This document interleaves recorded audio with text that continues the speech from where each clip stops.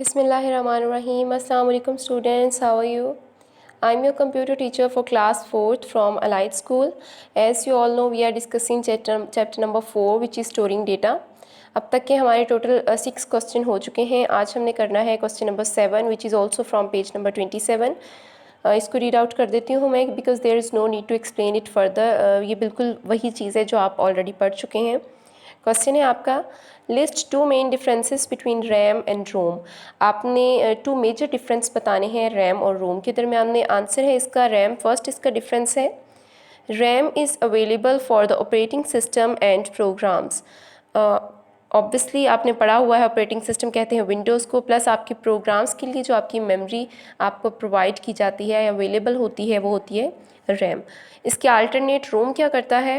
Rome contains instructions for the booting up the computer. ठीक है, computer की booting up के लिए यानी कि कंप्यूटर के स्टार्टअप कह लें, बूटिंग अप कह लें, या उसकी परफॉर्मेंस को इन्हेंस करने के लिए रोम जो है वो इंस्ट्रक्शन अपने पास रखता है. उसके बाद सेकंड डिफरेंस है data is stored in RAM is temporarily, यानी कि डेटा टेम्परेरीली स्टोर होता है बिकॉज जब आपका कंप्यूटर ऑफ होता है तो आपका डेटा लॉस्ट हो जाता है. जबकि रोम में क्या होता है कि डेटा परमानेंटली आपका स्टोर होता है. Is that clear? Now students moving to the next page which is page number 28. इस पर आपकी यहाँ पे ब्लैंक्स दी हुई हैं जो कि मैं रीड आउट कर देती हूँ. टोटल 5 ब्लैंक हैं आपकी. फर्स्ट वन है the computer does not forget what it is stored in the ROM. अब यहाँ पे रोम क्यों आया है?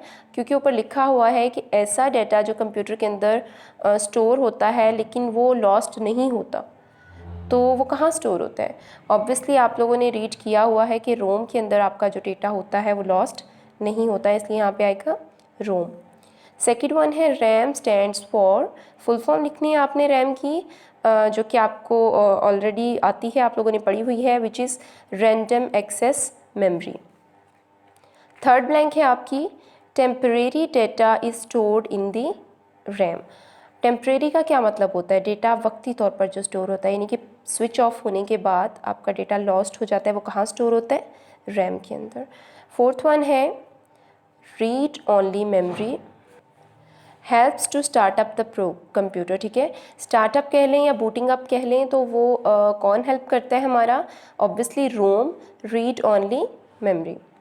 फिफ्थ और लास्ट ब्लैंक है आपकी all the data in RAM is lost for ever when the computer is switched of.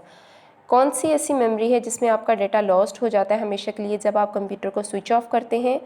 तो वो है आपकी रैम. स्टूडेंट्स इसी पेज पे विज़ आपको एक कमांड दे रहा है, यानी एज एन एडवाइस आपको कह रहा है. ये येलो ब्लॉक में लिखा हुआ है always make backup copies of your data. हमेशा अपने डेटा की बैकअप कॉपीज़ सेव रखें, क्योंकि अगर बाय मिस्टेकन आपका डेटा लॉस्ट हो जाए कभी भी या डिलीट हो जाए तो आपके पास बैकअप मौजूद हो ताकि आप उस डेटा को रिकवर कर सकें. नीचे विज बाइट हैं the CPU can not change the contents of the Rome.